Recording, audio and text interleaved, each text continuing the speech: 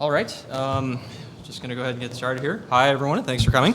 We're very happy to have Tom Dalzell speak with us today about his book, The Dictionary of Slang and Unconventional English. Tom is a lawyer by day whose secondary occupation is a slang collector and author. In addition to his very busy day job, he's devoted a considerable portion of his life, I guess it's safe to say, to the study of American slang and has a large personal collection of books on slang and unconventional English, numbering close to 2,000, and he's recognized as a national expert on the topic.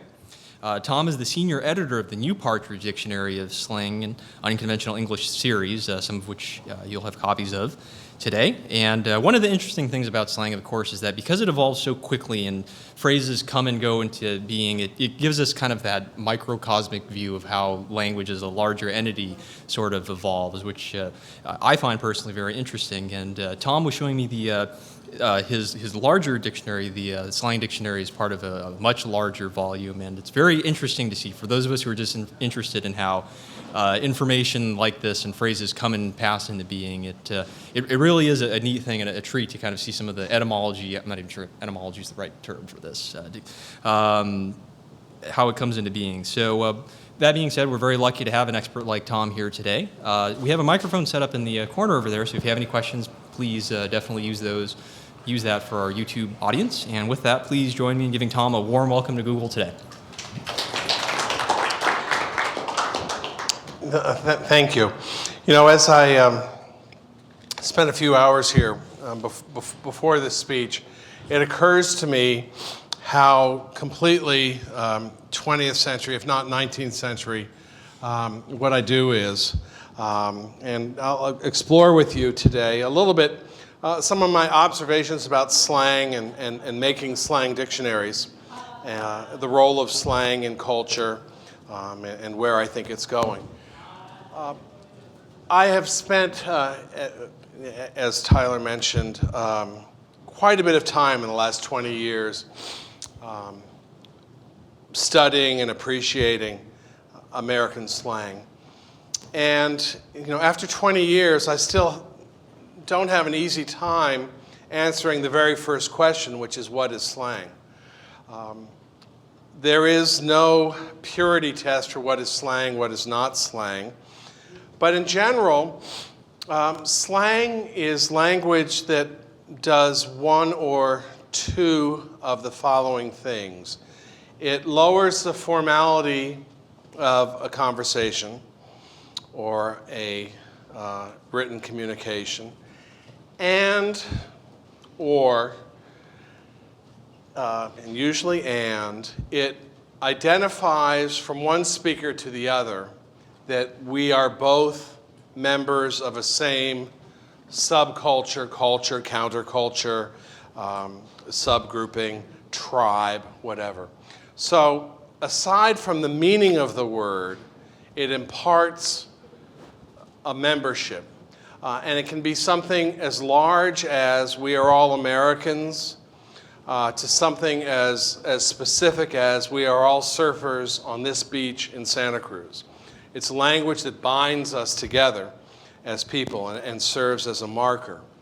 And it is a close relative of several other types of speech. Dialect, which would generally be defined by region, but not always. Jargon, colloquial language, or idiom. And as I said, there's no real purity test. There's no standards board somewhere that says this is slang, this is colloquial.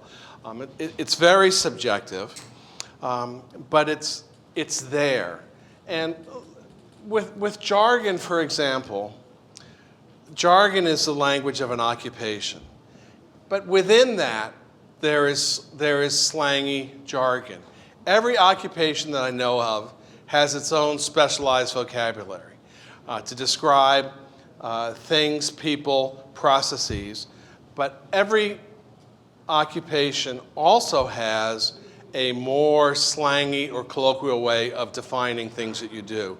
And that serves that same function that I was talking about of binding people together. We are all railroad workers. We are all linemen for an electric utility or whatever. It's not the words that you find in training manuals. It's language that forces its way in to bind people together. Slang is, above all, it is a window into a culture or a subculture. And I suggest that if you want to have a real feel for what surfing culture is, as an outsider, there's no better way to do that than to pick up a book by a guy named Trevor Crawley called The Surfinary. Reading the language of surfers, the culture comes screaming through that window. To have a sense of what pre-Stonewall, pre-AIDS, gay male life in America was, there's no better way than reading the Queen's Vernacular, picking up a copy of that, a book by Bruce Rogers, 1972. The language tells you about the culture. The same with baseball. The same, the language tells you an awful lot about the culture, and that's my great interest. It's not the words per se, but what they tell us about the culture. Jumping now to making a dictionary in general. The process is fairly simple and straightforward. Typically, what a dictionary company will do is they will produce a list of head words, words that they know that they want to have included. They will gather citations. They will define the words, identify the part of speech. They will try to date to the earliest usage, and then they will present it. And the great dictionaries in the English language, all of Merriam-Webster's dictionaries and the Oxford English Dictionary are based on slips of paper. When I said that it was a lot of what I do is 20th or 19th century, it's really 19th century. If you walk into the offices of Merriam-Webster in Springfield, Massachusetts, the great American dictionary maker, you will find file cabinets that have 6 million citations on slips of paper. Some in the handwritten notes from Noah Webster, some computer generated from a year ago. They have a program there at Merriam-Webster that's fascinating. Everybody who works for the company spends a certain number of hours, whether they're a secretary or an editor, a certain number of hours every week reading for citations, and they go into slips. Same thing with Oxford English Dictionary. If you read The Professor and the Madman, wonderful and vaguely accurate account of the making of the Oxford English Dictionary, you know that in the 19th century, a lot of handwritten slips, and they still exist in Oxford. If you go to Oxford University, they have a building that's climate controlled where those original slips are. Typically, dictionaries, it's labor intensive. There are large staffs, and they work largely from written sources. They will not put something in a dictionary. A word does not make it into any major dictionary without a number of written sources. Perhaps arbitrary, but it certainly is a rule. Slang dictionaries have been around as long as dictionaries have. Samuel Johnson, we just hit the, it's about 400th anniversary of that. But in the 17th century, Martin Luther, as in The Diet of Worms and A Mighty Fortress is Our God, published a slang dictionary of the slang of German beggars. Benjamin Franklin in 1737, one of his earliest publications, was a little dictionary with several hundred synonyms, slang synonyms for drunk. In the late 1700s, the English became fascinated with the language of thieves and gamblers and the underworld, and there are a number of dictionaries from the late 1700s in England. The first American slang dictionary was published in 1865 by the editor of the Police Gazette. So it was based on the great fascination with the language of criminals that he had, a guy named Maitland. The most prominent Slanglexicographer of the 20th century was a man named Eric Partridge, whose work I continued. He first published his Dictionary of Slang and Unconventional English in 1937. He was from New Zealand, moved to England in World War I, and published until 1984 was his last edition. So he really defined slang lexicography in the 20th century. The slang dictionaries, much smaller staffs than the huge staffs put together by Oxford or by Merriam-Webster, American Heritage. Generally don't have the luxury of people out there doing reading for us. We find with slang a couple of things that we don't find with standard English. One is, as Tyler mentioned in his introduction, it comes and goes very quickly. There's a woman at University of North Carolina named Connie Ebley who teaches Chaucer but has studied slang since she started teaching there in the early 70s. Every year she has her freshman English class write down on index cards 10 words of current slang. So she has a very large database built on that. Not completely scientific, but it's the best that there is. And from hers you see about a 10% survival rate from one year to another of a slang term. And generally with slang, it takes a while before a word makes it into print. It's generally used quite a bit in speech before it shows up in print, and because we rely on print, we're at something of a disadvantage. Written sources are a little bit less compelling with slang than they are with standard English, but to do it any other way is really difficult, to go out and do field work. There are a number of slang dictionaries that are based on field work. They're almost exclusively prisoners who've done dictionaries while in prison, and they're wonderful books. They're not textbook examples of precise lexicography, but they certainly capture the language of prison. Coming now to Eric Partridge, or the work that I did, going around there are several books that I've been working on. This, I think, is one of the ones going on. That's a concise version of this, which is 2,400 pages, designed for libraries. That was 10 years in the making. And for that, we gathered slang of the English-speaking world since 1945. Eric Partridge, who was a big name in lexicography and a brand that his publisher wanted to continue with us, was very good about the language of World War I. Between the wars, he really understood RAF pilots in World War II.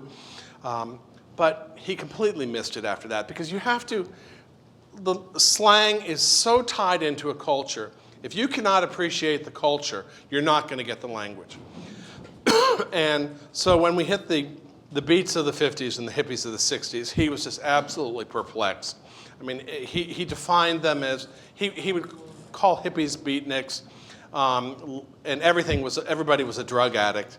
And he just plain missed the culture and couldn't understand it. And I'm really relating to that now, because I'm 56, and I made it through having some academic understanding of rap and hip hop. I could not connect viscerally, but I could still have an academic understanding of it. But anything that comes after that, I am useless.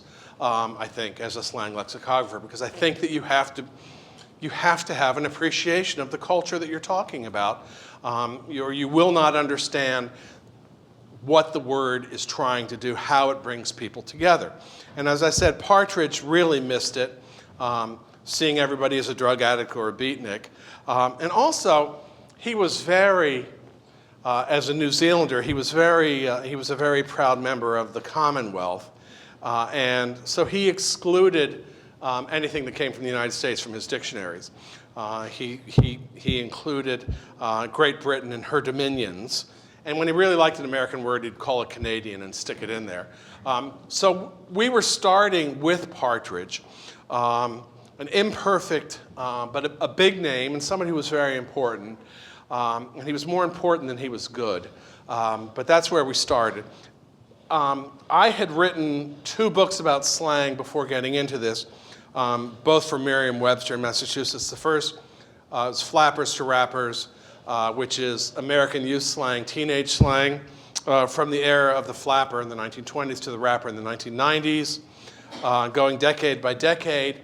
And then I wrote The Slang of Sin, which sort of goes sin by sin, from gambling to horse racing to drugs to drinking to pinball to tattoos, everything that people considered sins over the years, the slang of those. Went to work here on this big project. We had contributors from United Kingdom, from Ireland, Australia, New Zealand, Canada, the Caribbean, South Africa, and India. And we didn't, I was in charge of the American, and because Partridge had not collected or not attributed words to the United States, I didn't really have anything to work with in terms of whittling down what he did and adding. So I just plunged myself into probably 1,000 books reading popular literature between 1945 and the present. Novels, nonfiction, newspapers, underground newspapers from the 60s, screenplays, lyrics, every book that was written by a stripper, every book written by prostitutes, pimps, prisoners. I spent a lot of time with the literature of professional wrestling. Every book written by drug addicts, I think, surfers, truck drivers, valley girls, rappers, reading the Digger papers from San Francisco in '68, the Berkeley Bar, the Oracle, Black Panthers, the Black Panther papers, and then some really obscure things, the Mattachine Society, which was gay men in New York in the 50s. MIT Model Railroad Club was absolutely fascinating. Really, really bright guys in the 1950s, and a lot of the language that you see in the early computer years came out of the MIT Model Railroad Club, and somebody's nodding with some appreciation of the MIT Model Railroad Club. So I read and I read and I read, and it made for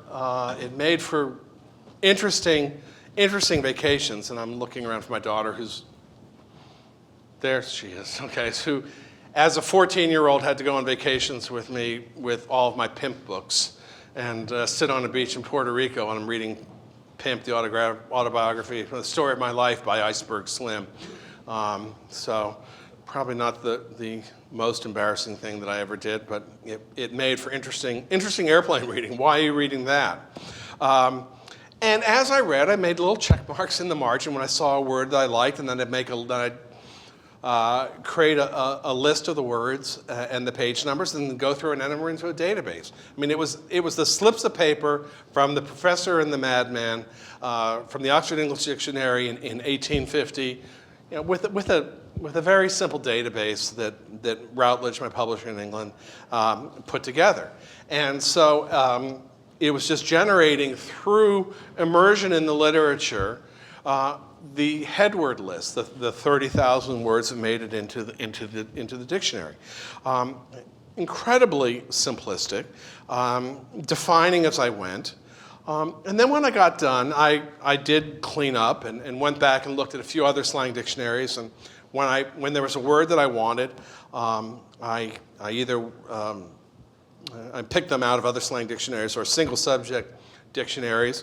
I turned to electronic databases, literature databases, dabbled with Inside the Book at Amazon, used LexisNexis, but then along came the Google Book Project, which absolutely was a godsend for me as a slang lexicographer. It is really a tremendous tool, and I and slang lexicographer friends, Oxford English Dictionary, are coming up with incredible antedatings of first usages by the use of Google Books.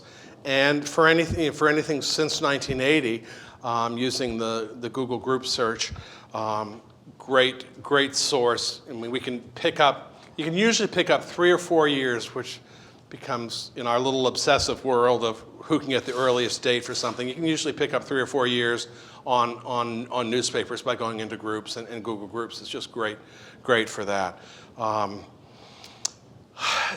So here we have the 2,400 pages full of citations from the 1,000 books that I read. I probably slipped a little bit of my political views into it, where, for example, every time I'm talking about OxyContin, or hillbilly heroin or any of the slang terms for it, I try to find a citation that mentioned Rush Limbaugh as being addicted to it, just sort of slipping that in. But it's just this wide range of popular culture that comes out with the citations.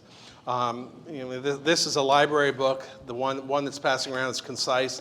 That's every word minus the citations, minus the fun part. And then there are the two sort of side products that are going around, Sex and Vice, that are drawn from here, 3,000 headwords each, and really fun citations. And I'm not even that tempted to read any samples, but fun writing, funny stuff. Let me make a few observations about slang, having spent the 20 years reading what people write about it.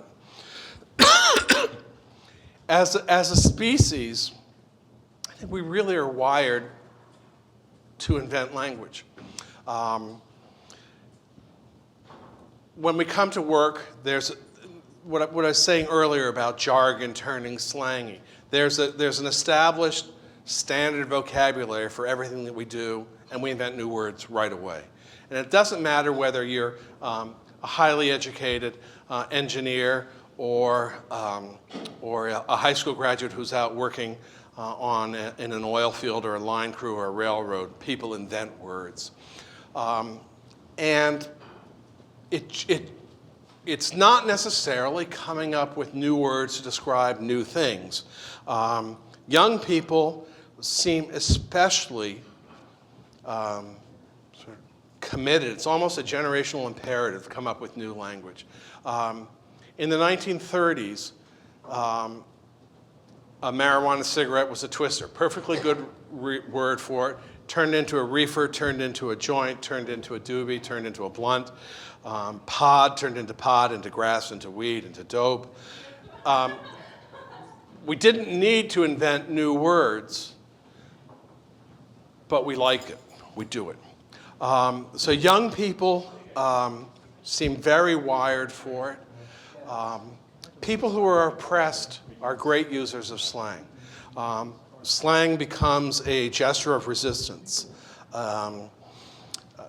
That is one reason, and I'll touch on this a little bit more in a minute or so, that African American slang is so rich. African American community has used slang both as a gesture of resistance, holding people together and fighting back. You'll find great slang in prison where people are oppressed. You'll find great slang among enlisted soldiers in the Army, especially during wartime, where they hate being in war, they hate their officers, they are oppressed. You'll find it in immigrant communities. You'll find it in gay and lesbian communities, more gay than lesbian for reasons that I don't understand. But where there's oppression by the dominant culture, you will find slang being used by people in a very rich and important way. The slang of sin, the slang of vice. It seems that when we start breaking the rules that society has for the way we're supposed to behave, when we lose our inhibitions about the way we're behaving, we also lose our inhibitions about language and have very, very rich and inventive slang vocabulary.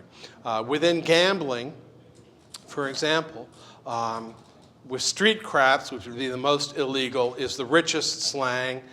And I don't know of much, if any, slang that comes from a legal lottery. So the more we break the rules, the better the language is. Sports also seem to when we're having fun watching sports, there's quite a bit of slang there. That's one area I've not worked in an awful lot. As I mentioned, slang, generally speaking, has a pretty short shelf life. Although there are words such as cool that had an awful long run. I mean, cool came in 1947 and has never really disappeared. Slang also gets co-opted. You know, often by the time we see it in print, you know, when the Flintstones vitamins for kids start using hip-hop language, you know that it's dead, and then something new gets invented. But mainstream culture, especially advertising, loves to co-opt edgy slang. Try to. Slang, I mean, I'm talking about language as if it's alive and actually has an intelligence of its own, and I know that it's notional. But slang also has a way of reinventing itself or resurrecting. Reinventing itself, let me trace a word. In 1904, all of a sudden people started saying something is hip. And then shortly after that is hep. Hip and hep are used interchangeably. All kinds of theories on where the word comes from, whether there was a bartender in Cincinnati named Joe Hep who knew everything that was going on, or because people would keep a flask of whiskey on their hip. I mean, the answer is nobody knows. There's a theory that it comes from a West African language, Wolof from Senegal, where there's a word XIPI that means eyes wide open. Many, many theories, nobody where it comes from. But anyways, and then in the 20s and 30s, it turns into hip cat and hipster and hep cat. In the 1960s, or in the 50s, there's a hippie before the Flower Children hippie.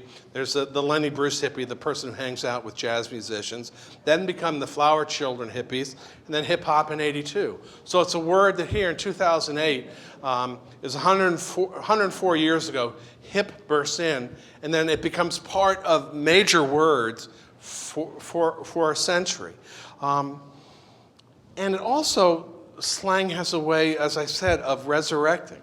The word groovy was a big word in the 1940s. Started in 37. 1946, you start seeing on a Walt Disney greeting cards, so you know it's dead. And then sort of completely disappears. And then in 1963, the Beach Boys have a song it's not a big motorcycle, just a groovy little motorbike. And then groovy is a huge word in the 60s, and then has an interesting third life, and then disappears, and has an interesting third life right now, which is completely ironic. That's groovy. I mean, it's a put-down word now for something that's hopelessly out of style, or it's not good. You see this coming and going. A lot of the language of early hip-hop in the 1980s, you'll find in 1930s books about African-American slang. It just went away. The word fly was a huge word with Cab Calloway and African-American musicians, jazz musicians in the 30s. Sort of disappeared, came back in the blaxploitation movies of the 1970s. Superfly sort of disappeared, then shows up as a huge word in hip-hop in the 1980s. The last general observation about slang that I have to make is that the contribution to mainstream slang by African-American slang is absolutely immense. And it has been since the late 1930s when white America started really listening seriously to black jazz, to the big bands, to swing. When Cab Calloway hit big with jitterbugging in the late 30s, he sold little dictionaries that were called, the first one was called a Hep Catalog, and then it became Hepster's, sort of punning on Webster's, Hepster's Dictionary, that kids could actually take home and study the language that they were supposed to be using. Actually, there's a movie called Swing Kids. I don't know if anybody's seen it, that's set in Germany, pre-war Germany, and they're kids who are listening to Django Reinhardt and American jazz were trying to learn American hip words. But since then, the absolute immense contribution into American popular culture in general, but slang from African American vernacular English cannot be understated. I think that this is the last big slang dictionary that's going to be done with people reading, not relying on databases. The potential is really immense for. It's almost unimaginably immense for what could be done with the resources of Google and also electronic databases.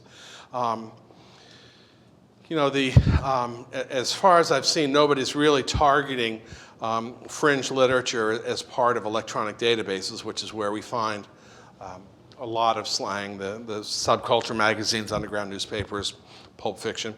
But I think Google is certainly on the cutting edge of getting the body of knowledge and of what has been written out there in a searchable form, and is a great tool for us. And actually, I hope at some point to meet somebody from Google Books and talk about what might be done. That's what I have to say. Questions, comments? Question in the red shirt. So this may be answered in your books, which I've had a chance to look at, but where's the line, or is there a line between slang, invented words, and slang expressions? So clearly, a word like noob or something like that is clearly slang that's invented in the culture. Whereas something like not so much, which is very popular today, as an ironic way of saying no, Right.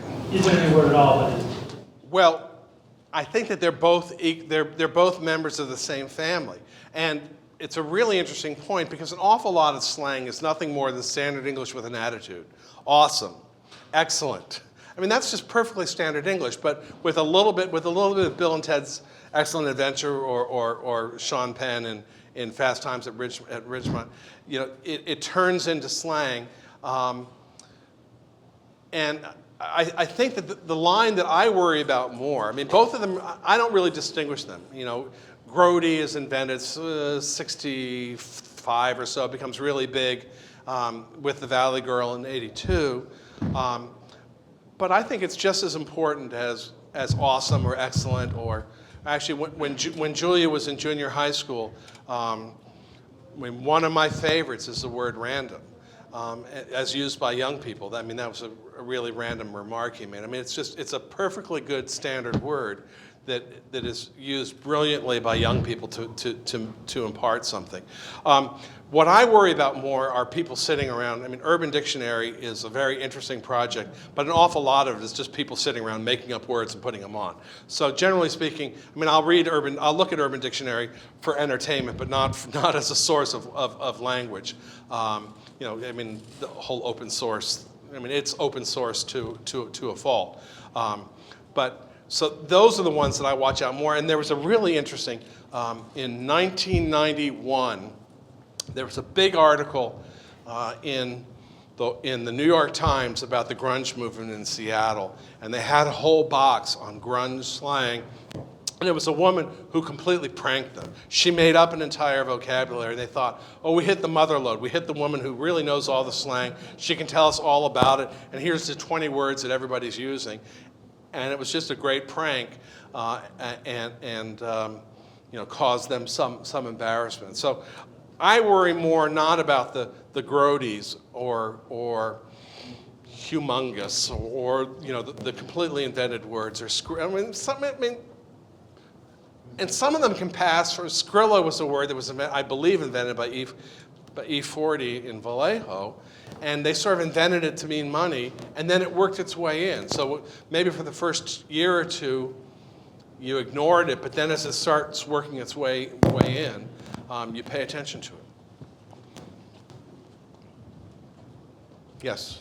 Do you find that, there's slang that seems to be recurring for, a period of time, you can't find the origin or whatever, but do you ever really feel like, oh, I've nailed the origin of that one, and are there commonalities of origins? Like, is it often a feature of whatever they're talking about, like one of the five senses? Are there any commonalities? Well, there are commonalities in what are the most common things that people talk about in slang. Status is really big. Good, bad, in, out. Drunk, drugs, sex. Those are really the big ones. Vomiting. Those are the big ones. Are you ever really satisfied that you nailed it? No. Almost never. There's an example. Beatnik,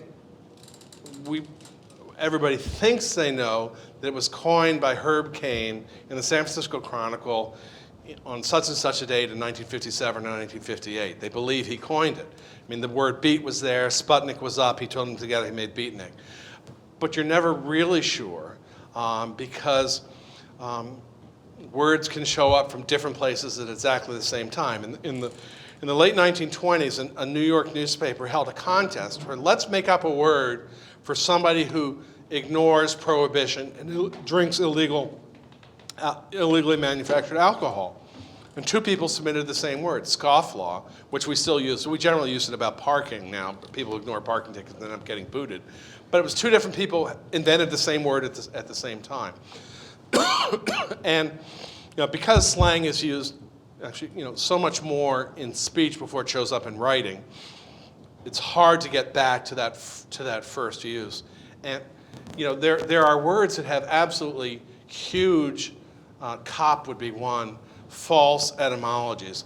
There are so many stories about cop. Well, they used to have copper buttons or copper badges, or there was a police chief who's known. Those are all wrong. People make up stories. But I think that the not being sure where something comes from is the rule, and being sure is the exception. Yes. I had a question on the talk that you by. How do you make the distinction between, focusing on written slang, I think like text messaging and everything, how do you make the distinction between something that's slang and something that's shorthand, and how you identify? Well, what I did is, I had to think long and hard about text messaging. And when I use my definition of slang, which is it lowers the formality and creates the bond, saying that we are both in the same tribe or club, a lot of text messaging meets that test, because you are lowering the formality, and actually some of the more common ones, LOL or FWIW, have certainly busted out of text messaging into everyday use. But we recorded a fair amount of text messaging stuff, if only as a snapshot, as Tyler said in his introduction, as a snapshot of what's happening right now. And whether it has any meaning in 10 years, I don't know. But if you could go in and create a corpus, which is, you take all the language, you take a corpus. If you could get into instant messaging, in a way, or into MySpace or Facebook, and get a corpus out of there, you would have a really interesting glance in. When I did Flappers to Rappers, this one of my biggest sources was high school yearbooks from the 30s and 40s, things that were written. I generally didn't use things that people had signed them, but you go into the library and just spend a couple of hours, you're going to pick up 20 or 30 words that kids were using in the class of 39 that you might not find in any other dictionary. But yeah, it is a fine line, because you could do, and people have done, complete dictionaries of text shorthand, but I used a lot of them because I think at this moment they are serving. So are gestures too, and actually we had a big debate about whether we're going to put gestures in, there are plenty of them, or even, you could make sounds, you could meow when you think somebody's being catty, things like that. They all serve the same function, so we did put text messaging in. Hi, do you think that short-lived internet fads deserve to be recognized as slang? I'm thinking of things like lolcat or rickroll or something like that. I mean, it depends how short-lived, but yet the answer is yes, because I think, I mean, if it's just a little flash in the complete flash in the pan, no, but things are changing so fast right now. I think that I would record that, although I don't have either of those terms. Mental note to myself to go find some citations. Yes, I think so, because it's now. You know, it might not be in 5 years, and it might not be in 3 years. You know, I mean, who of us who lived through the Miller Lite commercials with "What's Up"? I mean, if you look at that just on the printed page 20 years from now, nobody's ever going to really understand how annoying that was, and how many when people were walking around imitating it. But it was certainly a part of our culture, where we identified ourselves as being cool by using that. But my answer would be yes. And you know, I don't think that anybody. Well, there's that 3 editions of the Hacker's Dictionary, but I'm not sure that anybody has really done a great job of from within the internet doing that type of language. Tom, you mentioned this a little bit during your talk, but do you think that slang and jargon in general, is it more inclusive because at the one time it's a marker of similarity and solidarity, or exclusive because it's kind of, you know, premium information to people who are in the know, or do you think it's some combination of both? Well, there are some that include and some that exclude. Hippies in the 1960s, it was extremely vague. You know, words like thing were really important and could mean anything. So it was very easy to use that language because it was a very reaching out type culture. Others, there's almost, I mean, one of the types of language I didn't mention is cant, C-A-N-T, which is sort of the jargon of criminals. And in older days, criminals had a language. I mean, safecrackers had their own language.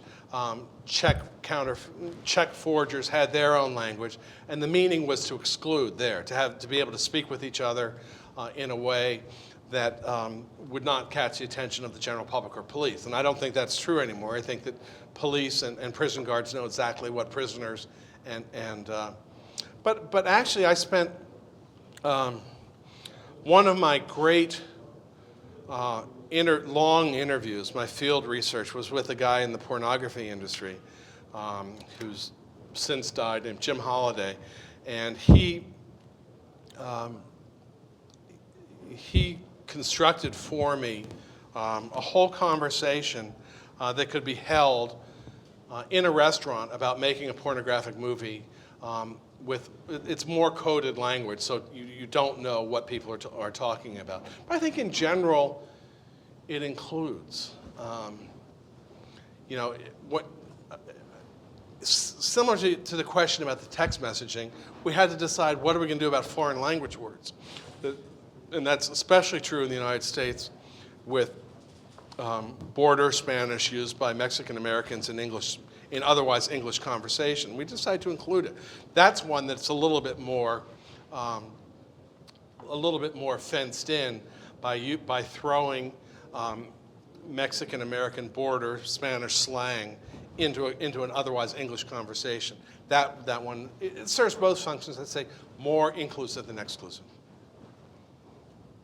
Is there a sort of taxonomy of slang? I mean, you were talking about inclusive and exclusive. It seems that you could slice and dice that a little bit more. I mean, things that are meant to be very precise and exclusive, like maybe it's safe crackers jargon, right, or something like the WhatsApp that catches on. It's got more of a meme type flavor. I don't know what that first word meant, though, but the taxonomy.